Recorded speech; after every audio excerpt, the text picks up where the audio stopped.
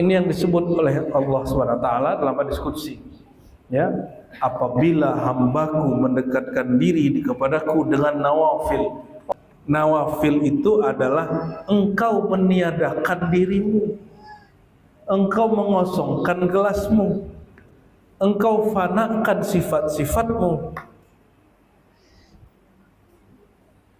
baru dia akan menemukan kesejatian itu. Orang berzikir itu tanda-tanda dia sedang dibantu oleh masa Allah bantu setengah-setengah. Ya bantu-bantu setengah itu orang-orang kita. Belum afdalu dzikri, qalbunya sebut nama Allah dulu sebentar saja. Sebut Allah, Allah 3 kali saja. Baru afdalu dzikri la ilaha illallah, gitu ya. Seandainya yang baca mati saat baca la ilaha, ini kan seandainya di kolbunya sudah Allah, tapi sepengetahuan kami tidak ada sejarahnya Allah membiarkan orang mati waktu baca la ilaha, nggak ada. Dia mimpi ketemu Rasulullah, mengadukan, wahai baginda, hatiku keras, kalau kajian hatiku tidak tersentuh.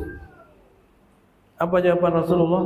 Bacalah ya hayyu ya qayyum birahmatika astaghits la ilaha illa anta 40 kali.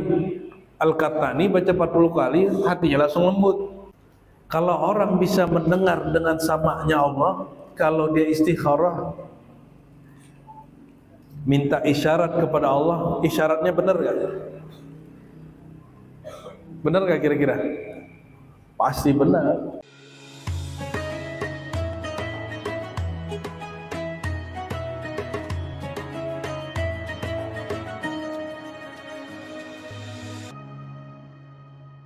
Sebelumnya mari kita baca suratul Fatihah. Kita kirimkan untuk rohani Rasulullah SAW.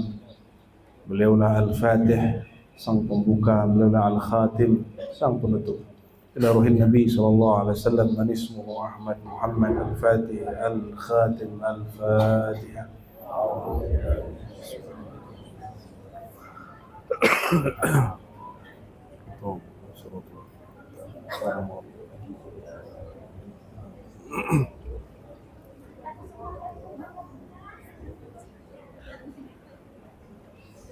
Qala Allah tabaraka wa ta'ala fadhkuruni adhkurkum washkuruli wa la takfurun. Allah berfirman, fadhkuruni, maka berzikirlah kepadaku. Azkurkum, aku juga akan menzikirkanmu.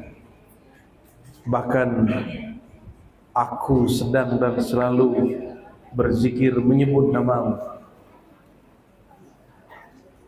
Washkuruli, bersyukurlah kepadaku. Kalimat syukur, zikir ini hampir sama. Bedanya kalau syukur itu mengingat Allah pemberi nikmat, kalau zikir lebih luas dari itu.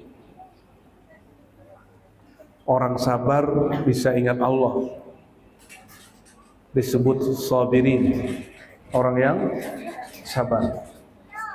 Orang dapat nikmat ingat Allah, disebut syakirin.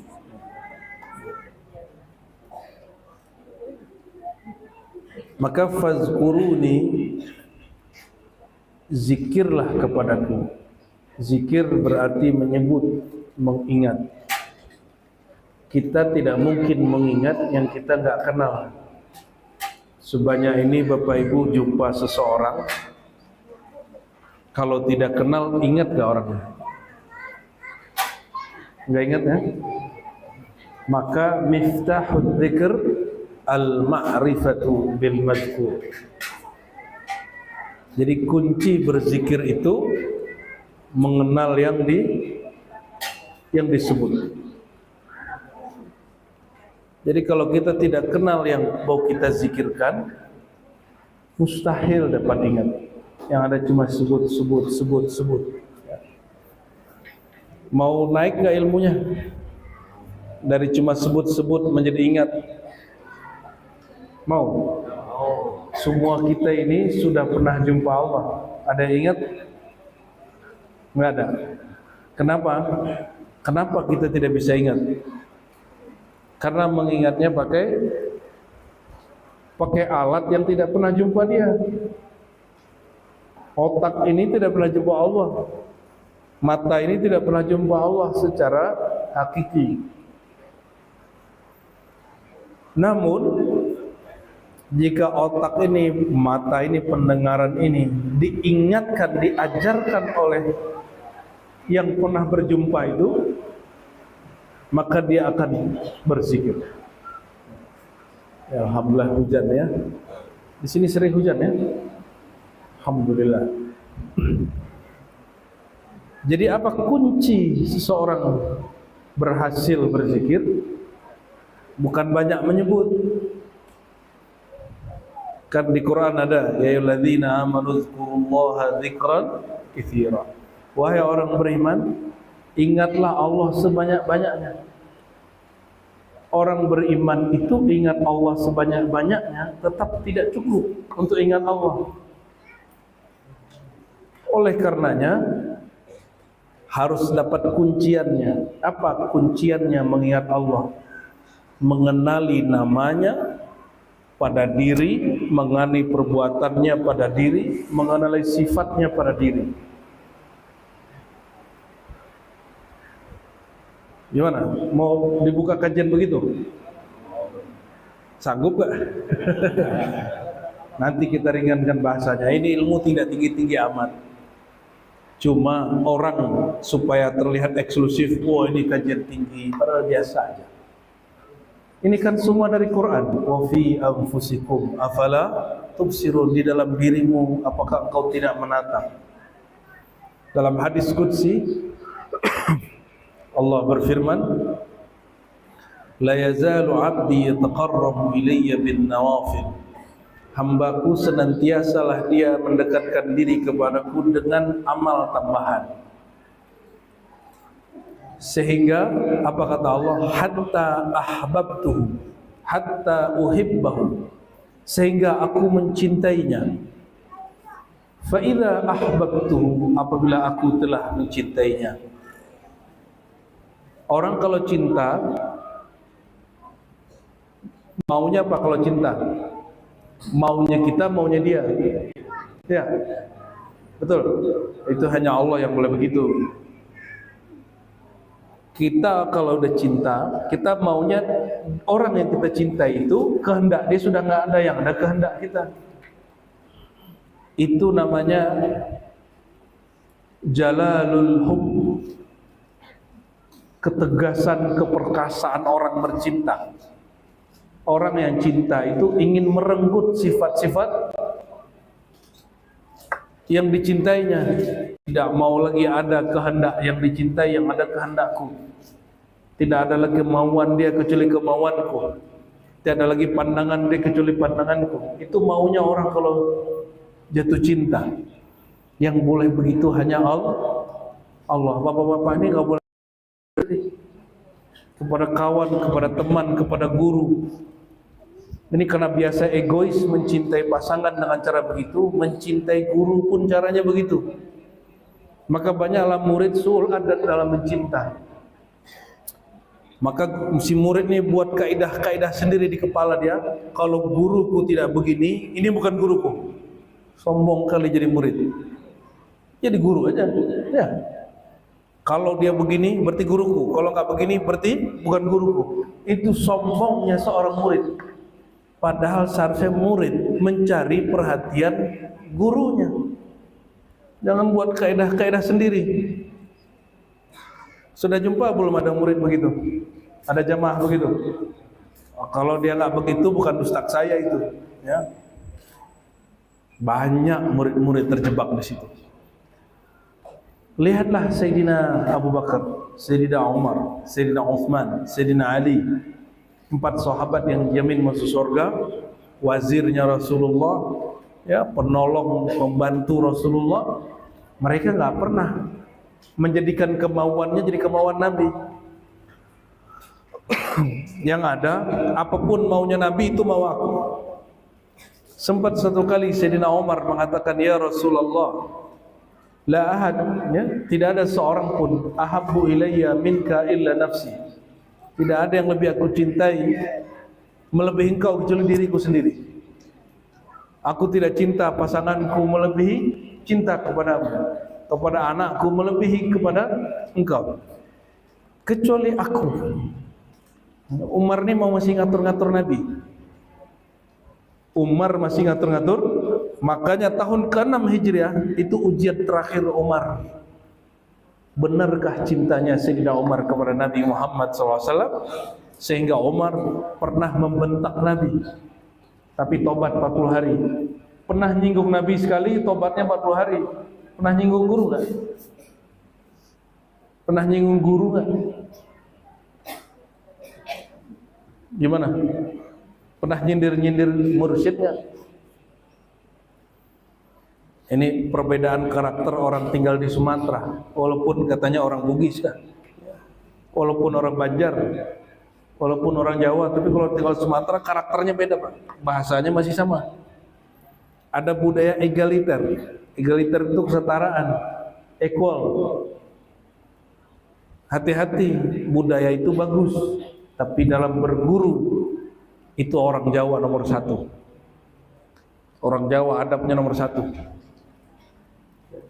Karena mereka mengamalkan kitab Ta'limul Muta'allim. Kenapa pesantren-pesantren di Sumatera nggak begitu Pak? Karena nggak ngajarin kitab ini. Kembali ke bab cinta tadi. Apa kata Allah? Fa idza ahbabtuhu, jika aku telah jatuh cinta kepada si hamba, kuntu sam'ahu, akulah sifat sama dia. Jadi sifat ma'ani, masih ingat sifat ma'ani? Qudrat, iradat, ilmun, hayat, sama, basar, kalam. Yang paling ujung sama, basar, kalam. Apa kata Allah? Kuntu sam'ahu, aku ubah dirinya, aku berikan dia kesadaran. Biasanya dia merasa dirinya yang mendengar dengan sifat sama yang ada pada dirinya. Sekarang dia menyadari yang mendengar itu adalah Allah. Kalimatnya kuntu sudah. Kenapa tidak katakan aku ganti? Dulu saya menerjemahkannya begitu, ternyata saya keliru. Aku ganti samanya jadi samaku. Untuk penjelasan boleh. Ternyata maknanya bukan begitu. Kuntu, kalimatnya pakai fi'il madhi, kana yakunu. Kuntu, adalah aku telah menjadi samanya. Maksudnya apa? Dia diberikan kesadaran bahwa sebenarnya yang mendengar pada dirinya juga sama aku juga, pendengaranku juga. Kalau telinga ini mendengar berapa jarak jelasnya? Ada 10 meter masih? Masih? 50 meter? Belakang tembok? Udah gak kedengeran. Orang ngomong di hati kedengeran gak? Gak kedengeran. Tapi kalau Allah mendengarkan tanpa perlu jarak dekat, tanpa diganggu oleh jarak jauh, tanpa terganggu oleh tembok, tidak ada jarak, tidak ada waktu, tidak ada ruang, Allah mendengar sebagaimana dia mau mendengar. Kuntu sam'ahu alladhi yasma'u bi. Kuntu, kalimatnya kuntu, aku telah menjadi, aku memang selalu menjadi pendengaran dia, yang mana dia yasma'u bi, yang dia mendengar dengan itu. Nah, selama ini dia mendengar dengan rasa pendengarannya, sekarang dia mendengar dengan pendengaran Allah. Kalau orang bisa mendengar dengan samanya Allah, kalau dia istikharah minta isyarat kepada Allah, isyaratnya benar gak? Benar gak kira-kira? Pasti benar. Jadi kenapa ulama-ulama dari dulu mengajarkan murid-murid supaya istikharah dalam memilih? Bukan hanya memilih istri, memilih pekerjaan, memilih rumah, memilih bisnis. Lagi ada tawaran bisnis, mana yang dipilih, pakai istikharah. Mau sekolah, jangan hanya mau kawin, istikharah. Pilih guru, istikharah. Kalau istri, jika paling baik sampai mati, syukur-syukur masuk surga bersama. Tapi kalau guru, adakah guru kita ini salah satu orang yang didapat hak syafaat di akhirat nanti? Itu yang dicarikan guru. Guru yang nanti dia punya izin dari Rasulullah untuk memberi syafaat. Karena di akhirat itu la yashfa'una indahu illa bi'idnih. Tidak ada yang memberi syafaat kecuali dengan izinnya. Kalau ulama tauhid yang umum pakai akal mengartikan biiznih itu izinnya Allah. Tapi ulama marifat meneruskan izinnya Allah hanya engkau ketahui dengan izin Rasulullah sallallahu alaihi wasallam. Maka biiznih bagi guru-guru kami yang mengerti ilmu zauq rohani, apa katanya? Illa biizni Sayyidina Muhammad. Kecuali dengan izin Sayyidina Muhammad sallallahu alaihi wasallam. Maka di hadis Imam Muslim, ini orang ingkar sunnah enggak percaya, Pak. Orang ingkar sunnah enggak percaya syafaat kecuali dari Allah. Secara tauhid benar, tapi ilmu tauhid kan ada penjelasannya. Bahwa syafaat itu ada 3 di dalam hadis Muslim. Para nabi, para malaikat, orang soleh. Saya baca, al-anbiya wal malaikah was salihun. Para nabi, semua nabi memberi syafaat muridnya, tapi mereka tidak dapat memberi syafaat kecuali dengan izin bukan Rasulullah. Masih tafsirnya belum kena itu. Semua nabi enggak berani jumpa Allah di akhirat sampai diizinkan Rasul. Dalilnya mana? Buka kitab Sahih Bukhari, kitab Sahih Muslim. Semua umat manusia mencari syafaat. Datanglah mereka, apa kata mereka? Mereka musyawarah. Musyawarah telat kok, di akhirat baru musyawarah. Musyawarah di sini. Kepada siapa kita berguru? Di sini musyawarah. Mereka carilah, jangan bayangkan di situ ada pesawat, ada mobil, ada sepeda, nggak ada. Mereka jalan kaki nyari orang ngasih syafaat. Apa kata mereka? Sepertinya yang dapat kasih syafaat ini Nabi pertama, kakek kita, Sayyidina Adam. Datanglah mereka cari Nabi Adam. Apa kata Nabi Adam? Lah kalian minta syafaat kepadaku, kalian pun terusir asbab aku. Carilah Nuh. Kata Nabi Nuh, lah datang kepadaku. Aku ini mendoakan dulu umatku hancur binasa. Nah, cari Ibrahim. Kata Nabi Ibrahim, aku ini pernah bohong 3 kali. Ini berapa kali bohong? Berkali-kali ya. Malu. Gak pantas kasih syafaat ini. Apalagi Ar-Razi ini gak pantas kasih syafaat.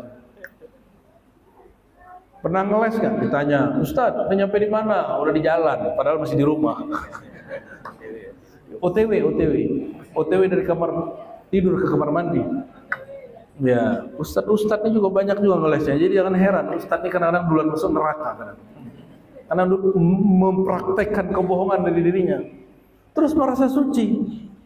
Terus jadi panitia kebenaran, berani bilang ini kelompok sesat, ini kelompok benar. Nah, inilah banyak ustadz-ustadz begitu hari ini. Dia lupa mufti halal haram pun dia neraka di tebing dia. Apalagi urusan hak dan dolalah, benar salah. Bahaya apa jadi ustadz itu? Bahaya jadi orang alim itu bahaya. Ada godaan-godaan untuk menjadi juri, nyalahin orang, sok-sok jadi penjaga ahlus sunnah, padahal ahlus sunnah dia sendiri juga belum jelas. Guru saya sudah jadi kiai di zamannya, tapi kalau zikir la ilallah tidak terasa, sholat nggak terasa, zikir nggak ada rasanya. Maka dia datang ke guru tuanya, sebenarnya ahlus sunnah itu kayak gimana? Kok aku menyembah sesuatu yang tidak ada rasanya? Kata Sayyidina Ali, aku tidak nyembah sesuatu yang tidak aku kenal. Berarti ini belum Ahlus Sunnah nih Tuan Guru. Kata gurunya, carilah si anu. Pertanyaanmu berat kali katanya. Ternyata si guru ini juga nggak khusyuk-khusyuk amat sholatnya. Pindahlah ke guru kedua, jawabannya sama. Guru yang ketiga, ayahnya sendiri. Kata ayahnya, ngapain jauh-jauh ke guru? Tuh gurumu di situ tuh. Di pertigaan situ, naik ke atas sedikit, nanti sebelah situ ada surau, ngaji di situ. Betul dia datang ke sana, dia udah keliling se-Sumatera Barat itu, ternyata gurunya hanya beda persimpangan jalan sama dia. Sama dengan Imam Syazili. Nyari guru ke Baghdad, kata wali kutub di Baghdad. Jadi orang ini Imam Syazili, dia mengatakan, aku sedang cari wali kutub. Gaya bener kan? Kan ada murid ngomong gitu. Saya sedang cari wali kutub nih. Cari wali Allah nih. Karena dia bukan wali Allah, jadi belum tahu di mana wali Allah. Berangkat ke Baghdad, sampai di Baghdad kata orang Baghdad apa? Walimu di Maroko. Balik lagi dia. Bayangkan dia orang Aljazair. Aljazair apa Tunis ya? Berangkat ke Baghdad, ke timur. Disuruh balik ke ujung barat. Ketemu Abdul Salam Ibnu Mashis. Mirip dengan guru saya ini juga sama. Tapi mereka mencari gurunya di dunia, di bumi, bukan di akhirat. Orang di akhirat lanjut lagi, kata Nabi Ibrahim, carilah Nabi Musa. Kata Nabi Musa, aku pernah bunuh orang, gak dikisos, carilah Nabi Isa. Kata Nabi Isa, cari saja Muhammad, saudaraku, sallallahu alaihi. Jadi ketika orang nyari-nyari begitu, Nabi sudah teriak-teriak. Apa kata Nabi? Ana laha, ana laha. Itu hak syafaat, aku yang punya. Jangan cari kemana-mana. Orang yang sudah mengenal beliau di dunia, waktu dia masih hidup, dia nggak cari-cari Nabi. Tapi yang belum kenal, dia juga nggak tahu kalau yang ngomong itu Nabi Muhammad. Bayangkan nanti Nabi sudah teriak-teriak, ana laha, kalian mau cari apa? Cari syafaat, minta kepadaku. Kata bapak ini nanti kalau kenal, kamu siapa? Gitu ya. Sotoy loh gitu. Sok loh. Gitu kita ngomong nanti. Pas balik lah, ini orang yang tadi. Yang tadi memanggil-manggilku. Untung masih mencari para nabi. Bayangkan jumlah para nabi berapa? 124.000. Itu semua umat cari nabinya, dan semua nabi mengatakan itu hak Muhammad sallallahu alaihi wasallam. La yashfa'una indahu illa biizni. Ini perhatikan, tidak memberi syafaat di sisinya Allah, indahunya hadrah rabbaniyah, di sisi Allah, illa biiznihi, ay biizni sayyidina Muhammad sallallahu alaihi wasallam. Begitu cara menafsir. Ini kita ambil metode tafsirnya dari tafsir Sa'id bin Jubair, dari gurunya Abdullah bin Abbas sahabat Rasulullah, ketika menjelaskan ayat 35 surat apa tuh? Surat An-Nur ya. Allahu nurus samawati wal ard. Ya. Surat apa itu? Ayat 35. Ayat Allahu nurus samawati wal ard masalu nurihi kamishkatin fiha misbah. Saya dijazahkan guru saya dulu, Ar-Razi, kamu kalau kamu mau paham, mau bagus, baca ini setiap malam. Bagi yang santri-santri silakan diamalkan, langsung jadi ijazah ammah. Coba kalian rasakan, tapi jangan langsung baru baca semalam 2 malam sudah ngomong begitu. Saya merasakan setelah setahun baru berbuah amalannya. Allahu nurus samawati wal ard mathalu nurihi kamishkatin fiha misbah. Allahu nurus samawati wal ard. Allah lah nur langit dan bumi.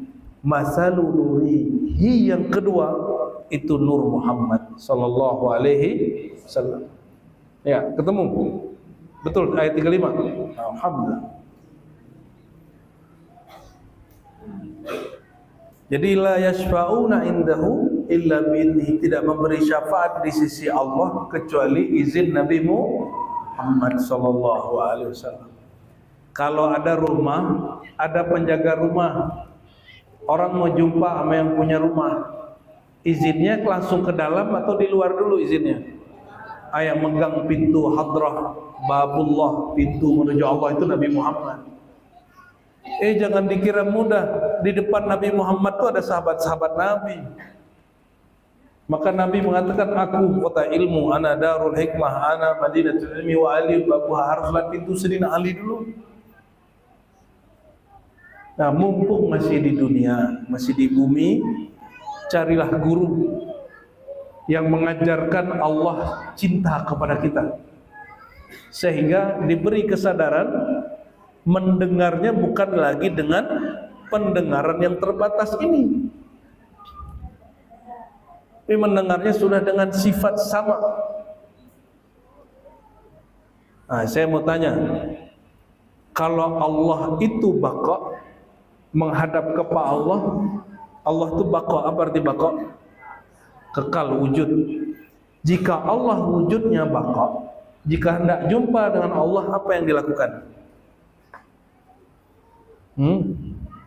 Apa yang dilakukan?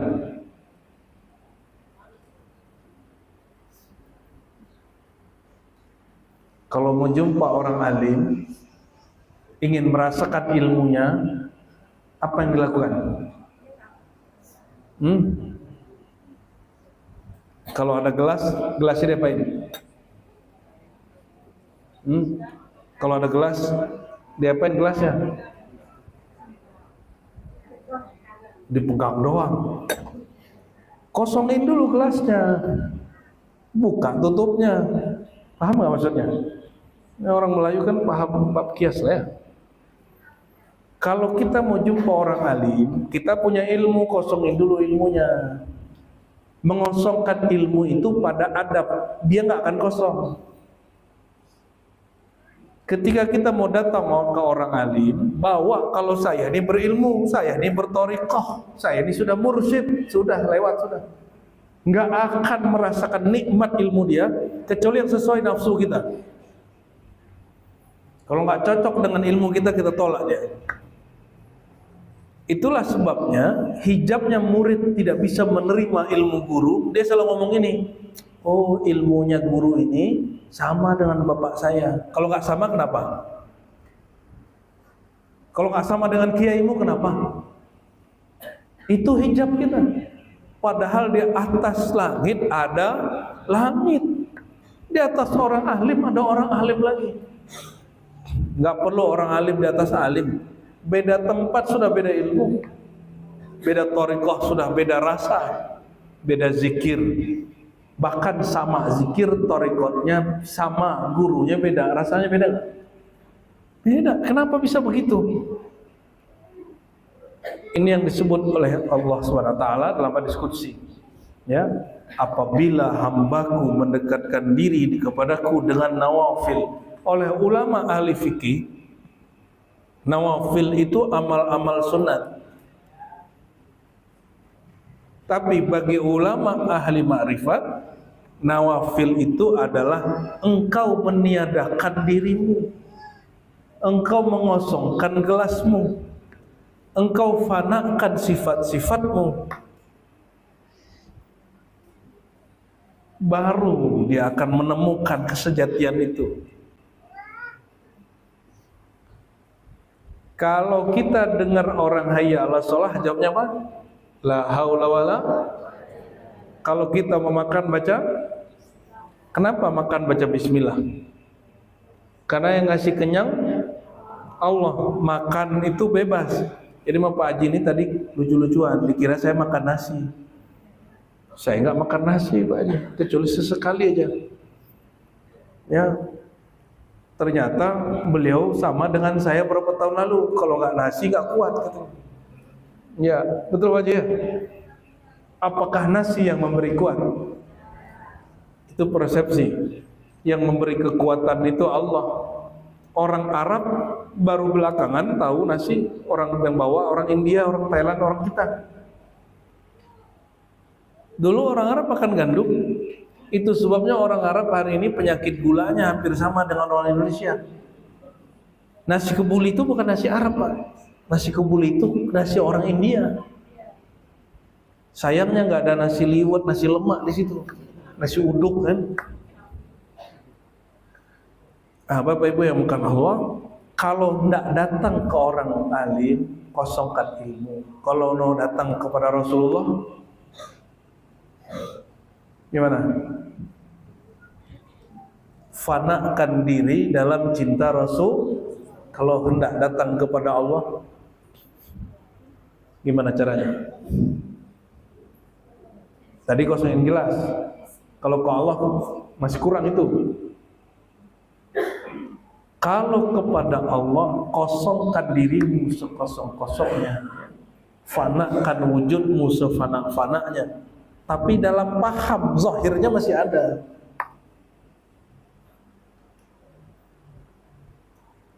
Sehingga kalau kita zikir, kita faham, tambah faham, tidak sombong. Tapi kita katakan apa? Alhamdulillah Allah memberiku faham. Kalau amalnya bertambah, enggak merasa jumawa, enggak merasa sombong, mengatakan aku ini ahli ibadah. Semenjak ngaji ke Kiai Fulan, Syekh Fulan, aku jadi ahli ibadah. Bukan itu tanda orang benar. Dari dulu penganut ajaran menyimpang, sholatnya banyak.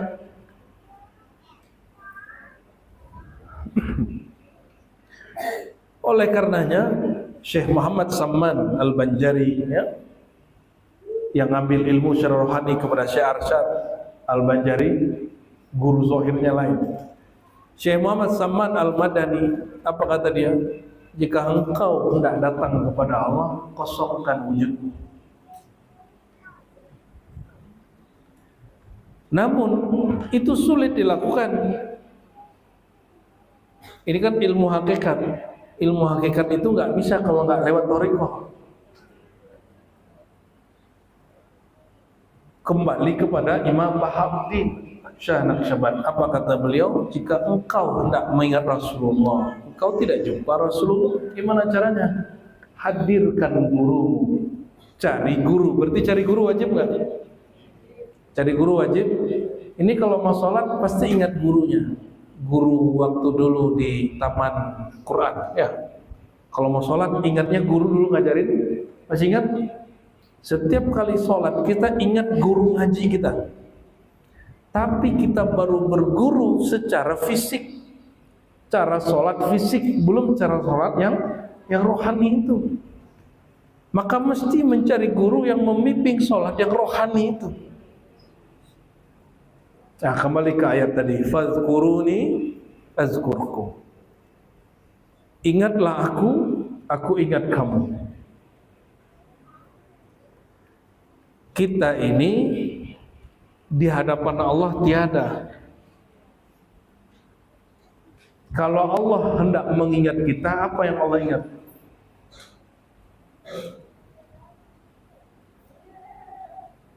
Allah mengingat, menyebut-nyebut nama dan sifatnya sendiri yang ada pada diri kita. Nah, kajian malam tadi mungkin ada yang masih ingat. Tubuh kita ini Allah ciptakan dengan namanya Al-Khaliq, dengan lafaz kun. Berarti pada tubuh ini, mulai dari ujung rambut sampai ujung kaki ada nama Allah. Apa nama Allah? Al-Khaliq. Di situ Allah berikan banyak sifat. Di darah ini, di tulang kita semuanya ada nama Allah Al-Hayat, Al-Hayyu, yang maha hidup. Maka orang-orang dulu supaya hati hidup, berselaras tubuh ini dengan qalbu, setiap subuh baca ya Hayyu ya Qayyum, ya, birahmatika astaghits, la ilaha illa anta. Di sini dibaca kan? Ya, itu wirid lama. Ada Syekh Katani mimpi. Dia mimpi ketemu Rasulullah, mengadukan, wahai baginda, hatiku keras. Kalau kajian hatiku tidak tersentuh. Apa jawaban Rasulullah? Bacalah ya Hayyu ya Qayyum, birahmatika astaghits, la ilaha illa anta. 40 kali. Al-Katani baca 40 kali, hatinya langsung lembut. Kalau orang tepilahan baca 40 kali, udah lembut loh. Ya, jangan disamakan, ya. Jangan disamakan. Ketika Allah mengatakan fazkuruni, ingatlah aku dengan wujudku, dengan sifatku. Azkurkum, aku akan ingat sifat dan namaku yang aku tajallikan, aku pantulkan, aku tampakkan padamu. Karena Allah tidak mungkin mengingat selain dirinya. Allah hanya mengingat dirinya sendiri. Kullu man 'alaiha fan, selain Allah itu binasa kecuali wajah Allah. Mana mungkin Allah mengingat yang binasa? Dia itu qadim. Apa arti qadim? Yang tidak berawal, baqi, yang tidak berakhir. Kita ini berawal tapi tiada akhirnya. Ruh kita, kalau tubuhnya ada akhirnya. Maka nanti kalau Bapak Ibu ini mati, ini bakal mati kan? Tubuhnya mati. Jika Allah bangkitkan, itu bukan dengan tubuh ini lagi, dikasih tubuh yang baru. Tubuh ini nggak sanggup melewati padang mahsyar. Yang lama hanya satu, tulang ekor. Selebihnya sampai seluruh tubuh, itu tubuh yang baru. Sehingga nanti jika disiksa di neraka, kepalanya sudah ditusuk, badannya ditusuk, nggak mati-mati. Nah, itu tubuh baru itu. Kalau nanti diberi nikmat di surga, dengan nikmat setinggi-tingginya, dia dapat menikmati. Di surga itu kerja kita, Pak, makan, minum, kawin. Makan, minum, kawin, jalan-jalan, makan, minum, kawin, jalan-jalan, begitu aja. Ya. Itu kerjaan ahlu syahwat di surga. Yang dia nahan syahwatnya di dunia, dikasih syahwatnya di akhirat. Tapi orang yang kenal Allah di dunia, syahwatnya dikasih, ada syahwat tertinggi, syahwat ruh. Apa syahwatnya ruh? Syahwat arti keinginan. Keinginan ruh itu apa? Tapi sebenarnya istilah ini nggak cocok karena ruh tidak bersyahwat. Cukup kita katakan kemauannya ruh itu apa? Ingin berjumpa Nabi Muhammad, menatap kepada Allah. Kalau orang awam nih ibadah, pengen masuk surga, pengen kawin, makan, minum, kawin, makan, minum.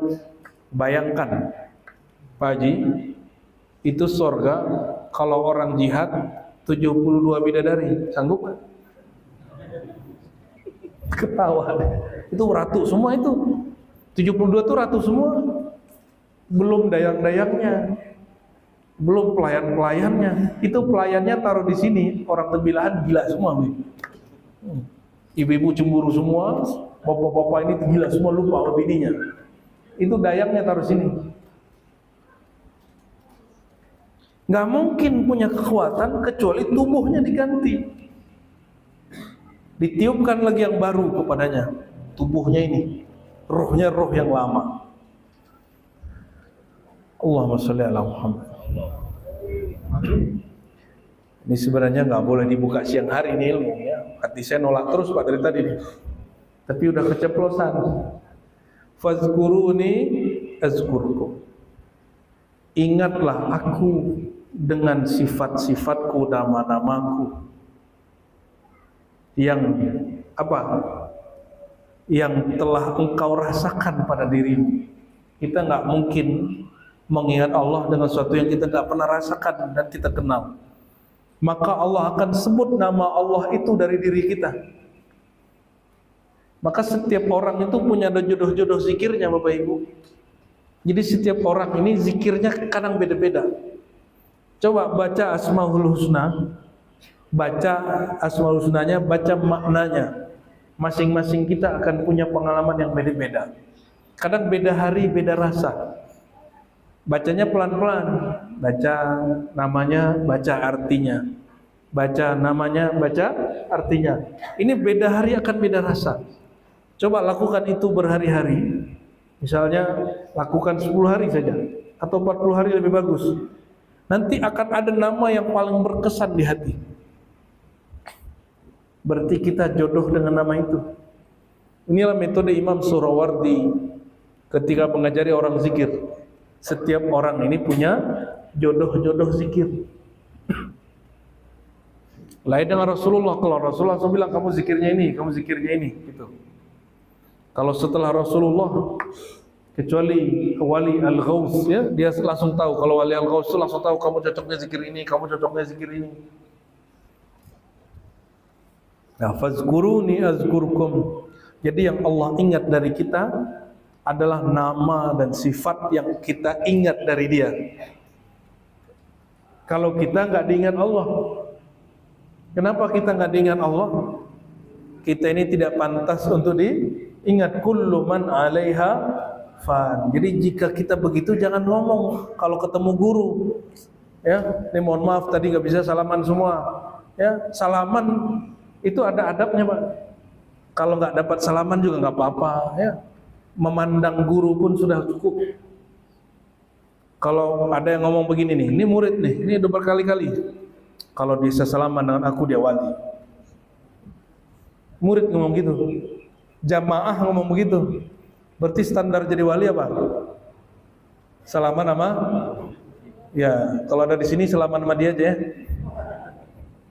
Nggak begitu kalau berguru. Mau cari wali Allah nggak begitu. Mau cari kekasih Allah nggak begitu. Kekasih Allah itu orang yang kenal Allah, yang berkasih-kasihan dengan Allah.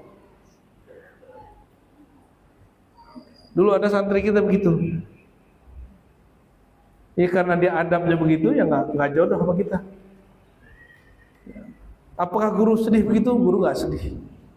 Guru mah biasa aja. Orang kalau sudah ngambil ilmu jalan Rasulullah, dia harus siap dicaci, dimaki, dihina, dikhianati. Rasulullah pengkhianatnya 313, Pak. Dikit banyak. Tapi wali yang bersamanya juga 313. Perang Uhud berapa wali Allah bersama Nabi? 313. Munafiknya berapa di situ? 313. Musuhnya ribuan. Jadi wali ini seimbang dengan munafik. Ada hitung-hitungannya memang ya. Nah, Bapak Ibu Saudara makan Allah, kita tutup dengan satu hadis lah. Nah, pemahamannya kita gantung di situ. Jadi sederhananya apa?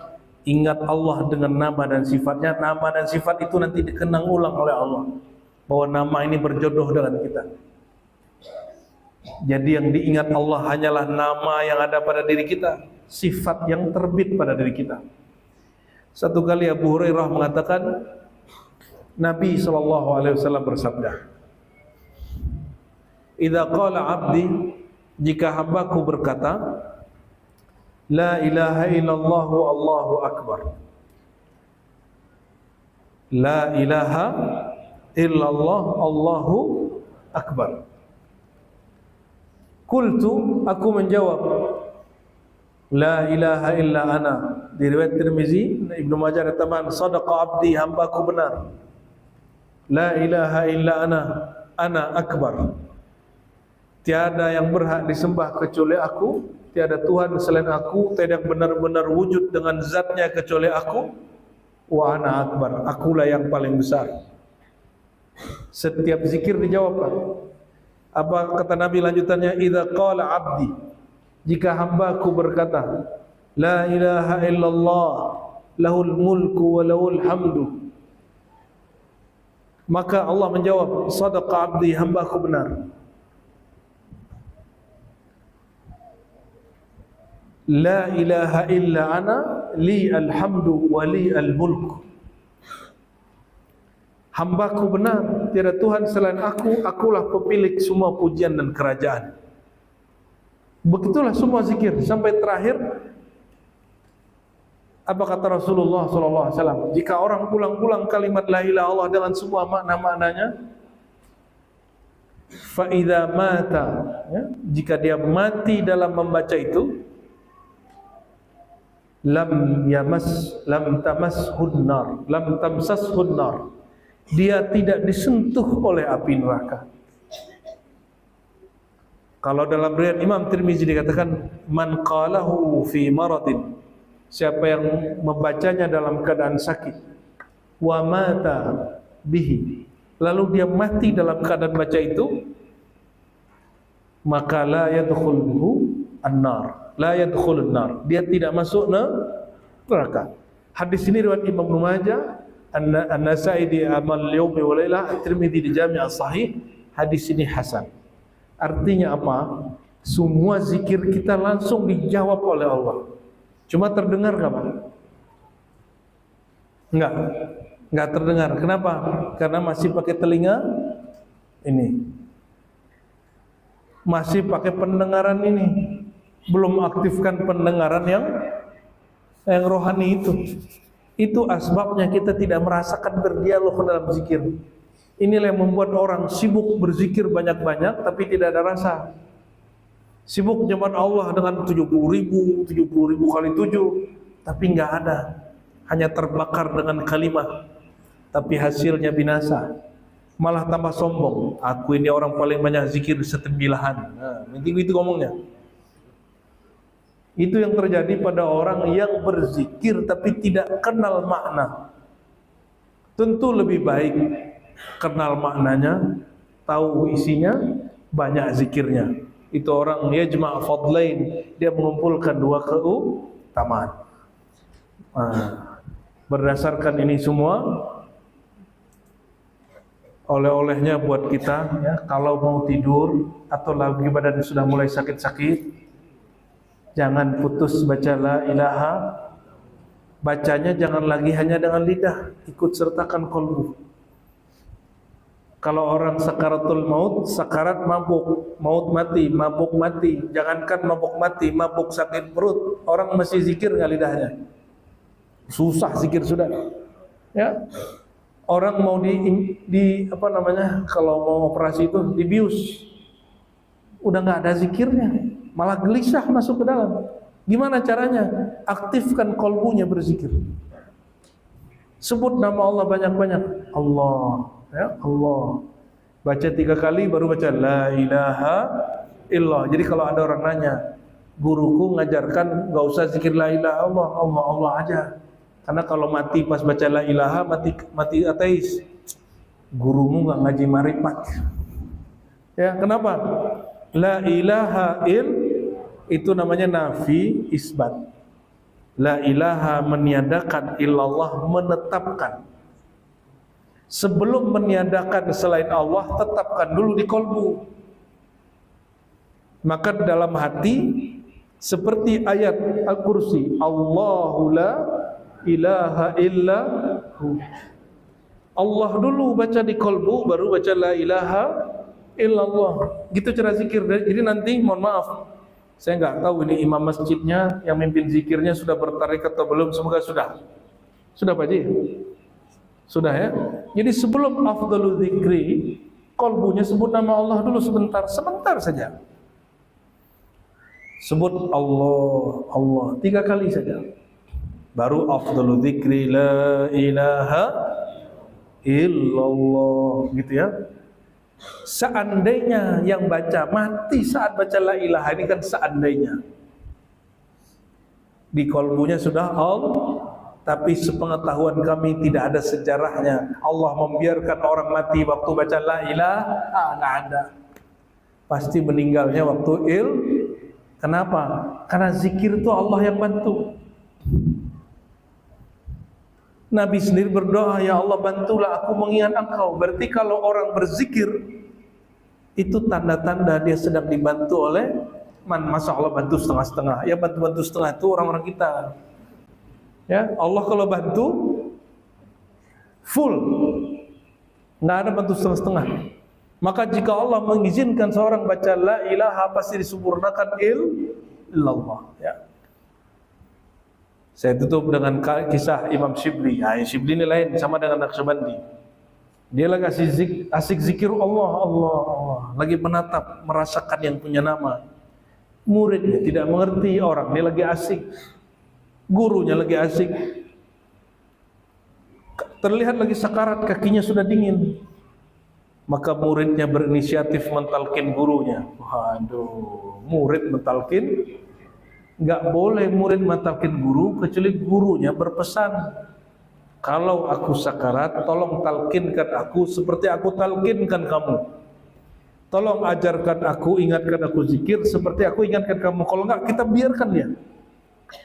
Paham ya? Harus wasiat dari guru. Kalau enggak, anaknya yang boleh, kita enggak boleh. Suul adab nanti takutnya nanti. Kejadian seperti Imam Asyibli. Dia sedang asik menatap nama Allah yang punya nama, muridnya mengatakan, wahai Tuan Syekh, bacalah la ilaha illallah. Dia bilang, diam, aku sedang yang punya nama, jangan bersama dengan punya sifat. Aku sedang bersama yang kau sebut-sebut itu.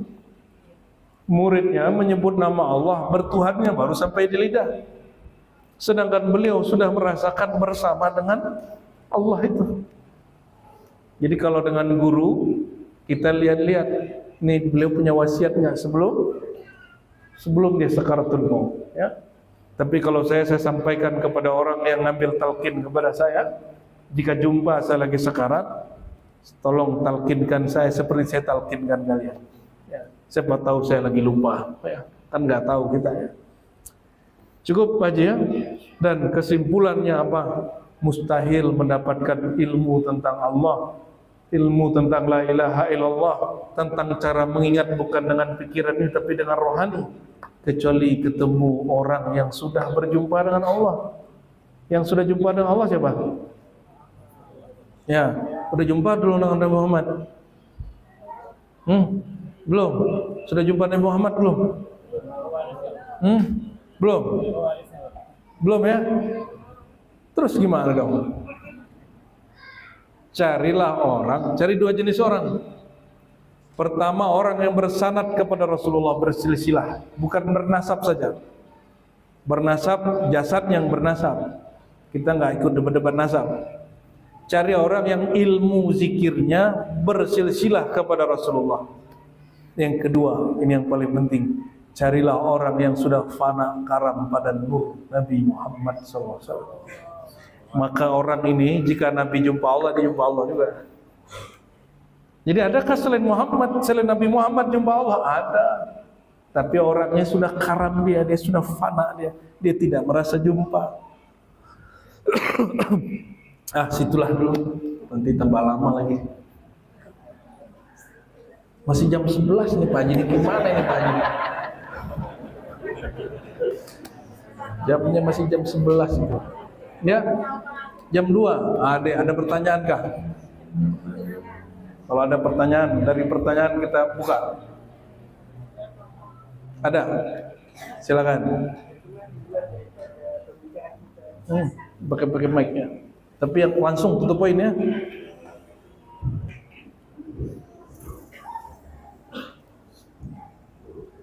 Assalamualaikum warahmatullahi wabarakatuh.